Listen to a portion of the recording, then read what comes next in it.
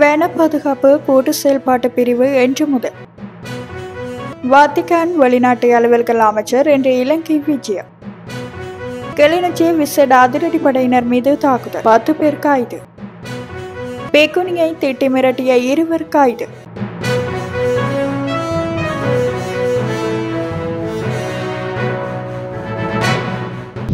இயற்கை வனவளங்களை பாதுகாக்கும் நோக்கில் வன பாதுகாப்பு கூட்டு செயல்பாட்டு பிரிவு இன்று முதல் செயற்படுத்தப்பட உள்ளதாக சுற்றாடல் அமைச்சு தெரிவித்துள்ளது.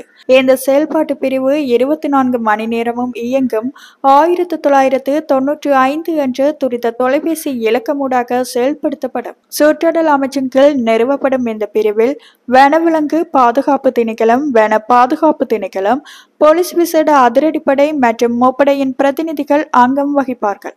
இதன் மூலம் இலங்கையின் வனப்பகுதிகளுக்கு ஏற்படும் சேதங்கள் மற்றும் அது தொடர்பான தகவல்களை பொதுமக்கள் வழங்க முடியும் எனவும் அமைச்சு தெரிவித்துள்ளது. அதிகரித்து வரும் வன குற்றங்கள் தொடர்பான தகவல்களை பெற்றுக்கொள்வதற்கும் அந்த குற்றங்களை கட்டுப்படுத்துவதற்கான நடவடிக்கைகளை மேற்கொள்வதற்கும் பொதுமக்கள் நம்பகத்தன்மையுடன் தகவல்களை வழங்கக்கூடிய பின்னணியை உருவாக்குவதற்கும் முப்படையினர், விசேட அதிரடிப்படை, வனவிலங்கு பாதுகாப்பு மற்றும் வன பாதுகாப்பு திணைக்களங்களை பிரதிநிதித்துவப்படுத்தும் அதிகாரிகளை கொண்ட இந்த செயல்பாட்டு பிரிவை செயல்படுத்த எதிர்பார்க்கப்படுகின்றது. இதுக்கமைய இந்த செயல்பாட்டு பிரிவை சுற்றாடல் அமைச்சர் வைத்தியர் தம்மிக பட்டபெந்தி மற்றும் பிரதி அமைச்சர் என்டன் ஜேக்கொடி ஆகியோரின் தலைமையில் இன்று திறந்து வைக்கப்பட உள்ளது.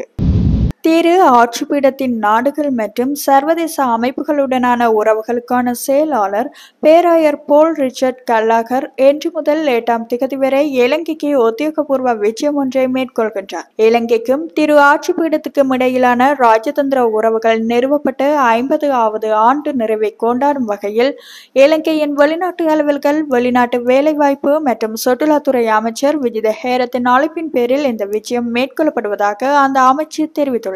இந்த விஜயத்தின் போது பேராயர் ஹல்லாகர் ஜனாதிபதி அனுரகுமார திசாநாயக்க, பிரதமர் ஹரிணி அமரசூரிய ஆகியோரை சந்திப்பதுடன் வெளிநாட்டு அலுவல்கள், வெளிநாட்டு வேலைவாய்ப்பு மற்றும் சுற்றுலாத்துறை அமைச்சர் விஜித ஹேரத்துடன் உத்தியோகபூர்வ பேச்சுவார்த்தைகளில் ஈடுபடுவார். ராஜதந்திர உறவுகளின் 50வது ஆண்டு நிறைவை குறித்து கொழும்பில் உள்ள காலிமுகத்திடல் ஹோட்டலில் நடைபெற உள்ள சிறப்பு நினைவு நிகழ்வில் பேராயர் கல்லாகர் உரை நிகழ்த்த உள்ளார். 2019ஆம் ஆண்டு உயிர்த்தெழு ஞாயிறு தாக்குதல்களால் பாதிக்கப்பட்ட தேவாலயங்கள் உட்பட நாடு முழுவதும் உள்ள கலாச்சார மற்றும் மத முக்கியத்துவம் வாய்ந்த இடங்களுக்கு கள விஜயம் செய்வது இந்த நிகழ்ச்சியில் உள்ளடங்குவதாக தெரிவிக்கப்படுகின்றது. சட்டவிரோத மதுபான சுற்றிவளைப்பை மேற்கொள்ள சென்ற கிளிநொச்சி போலீஸ் விசேட அதிரடிப்படையின் அதிகாரிகள் குழு ஒன்று தாக்கப்பட்ட சம்பவம் தொடர்பில் 5 சந்தேக நபர்களும் 5 பெண் சந்தேக நபர்களும் கைது செய்யப்பட்டுள்ளனர். ராமநாதபுரம் போலீஸ் பிரிவுக்குட்பட்ட சுடலைக்குளம் பிரதேசத்தில் சட்டவிரோத மதுபான சுற்றிவளைப்பை நடாத்தி சந்தேக நபர் ஒருவரை அதிகாரிகள் கைது செய்த போது இரும்பு கம்பிகள் மற்றும் பொருள்கள் சகிதம் அங்கு வந்த குழு ஒன்று அதிகாரிகளை தாக்கி சந்தேக நபரை விடுவித்துக் கொண்டு அந்த இடத்திலிருந்து தப்பி சென்றனர். இதையடுத்து அதிகாரிகள் மீது தாக்குதல் நடாத்தியமை தொடர்பில் ராமநாதபுரம் போலீஸ் நிலைய அதிகாரிகள் குழு ஒன்று இந்த குழுவினரை கைது செய்துள்ளது. தாக்குதலில் காயமடைந்த விசேட அதிரடிப்படையின் அதிகாரிகள் 2 கிளிநொச்சி வைத்தியசாலையில் சிகிச்சை பெற்று வருவதாக தெரிவிக்கப்படுகின்றது. ராமநாதபுரம் பிரதேசத்தைச் சேர்ந்த 16 முதல் 32 வயதுக்கு இடைப்பட்ட சந்தேக நபர்களும் 26 முதல் 45 வயதுக்கு இடைப்பட்ட பெண் சந்தேக நபர்களுமே இவ்வாறு கைது செய்யப்பட்டுள்ளனர். அவர்கள் இன்று கிளிநொச்சி நீதவான் நீதிமன்றில் ஆயர்படுத்தப்பட உள்ளனர்.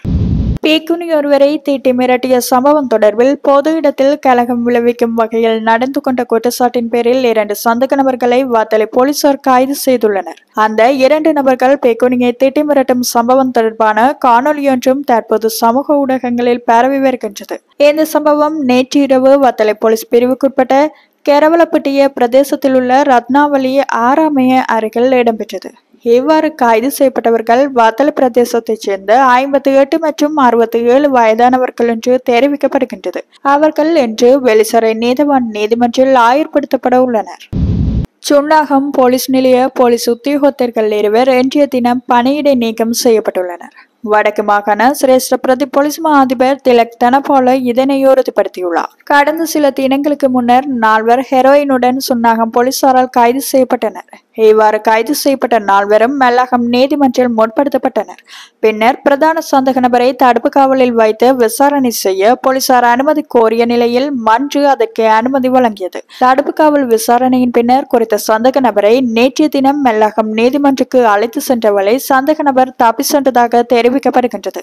இந்த நிலையில் அந்த சம்பவத்தின் போது கடமையில் இருந்த 2 போலீஸ் உத்தியோகத்தர்களும் இன்றைய தினம் பணியிடை நீக்கம் செய்யப்பட்டமை குறிப்பிடத்தக்கது.